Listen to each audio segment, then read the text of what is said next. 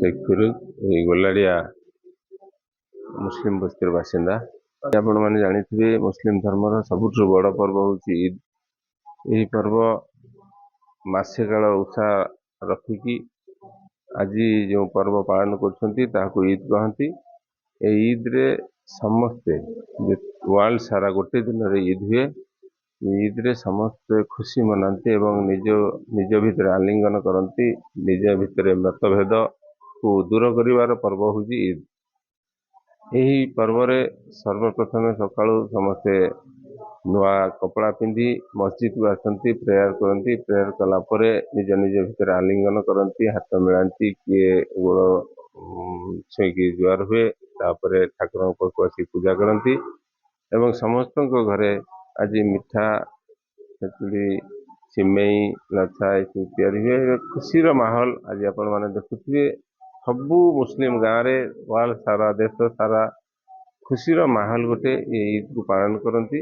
ये गोटे भाईचारार पर्व कहले अत्युक्ति हे। एवं आप देखिले जोटा नमाज पाठ करागला मस्जिद रे, तापरे समस्ते दरगाह को आसले एटी भोग कले, तापरे निजे समस्ते समस्त घर को जीवे, तापरे निज निज भितर भावर आदान प्रदान करेंगे। तापरे तांकर जो विशेष कार्यक्रम गोटे पिला माने खुशी मनाती, काफला गोटे करती। तापरे आजिकार कार्यक्रम एतिक सीमित किंतु खुशी मनाती। विशेष कर ईद हूँ खुशी दिवस। ईद मुबारकबाद मान हूँ खुशी अभिनंदन। ईद अर्थात खुशी, तेणु खुशी अभिनंदन जनाऊँ। आजिका एक मास पूर्वे जो बंधु माने उपवास रही रोजा रखी थिले, तेणु तार वितरण पर्व आज, जहाँकि वितरण अर्थात खुशी वितरण।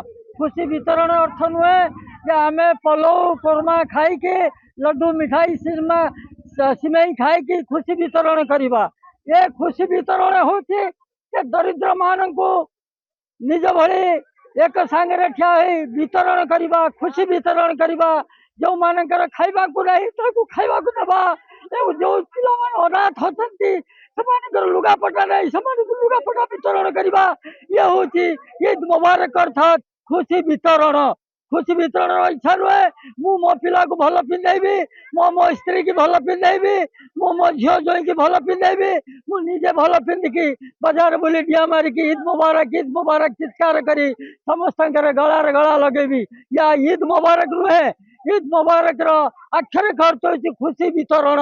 मो साई पड़िशा, मो मोहल्ला रे, मो बस्ती रे, मो पड़िशा रे, मो झील जोई, मो ससुर घर, मो भौणी घर जे मो ठारू निम्न स्तर अच्छा खुशी करने ईद मुबारक पालन करा जाए, अर्थात खुशी वितरण करा जाए।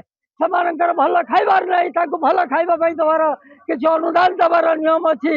भल लुगा खंडे पाऊ नहीं किसी अनुदान आम मिलमिशी दबा।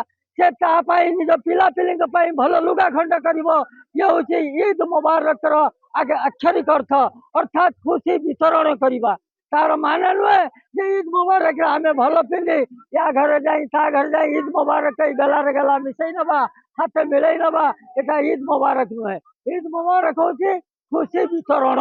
तो ये जहाँ जनागला सर्वनिम्न 2000 उपरे मुसलमान भाई ये गोलाड़िया बस्ती रे ईद पालन कले, नमाज पढ़िले।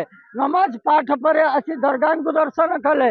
दरगाह दर्शन पर कबरखाना जाकि कबर को दर्शन करेंगे।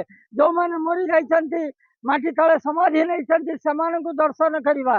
तापर जाकि निज घरे बापा माँ बा मुरब्बी मानू एवं गाँव मुरब्बी मानू नमस्कार कर आशीर्वाद नवा एवं छोट छोट पिला कोले काखई खुशी वितरण करवा। ये हूँ कार्यक्रम। एक मास पर आज एक दिन हूँ महान पर्व, जहाँकि खुशी वितरण करवा एवं आशीर्वाद नेबार दिन।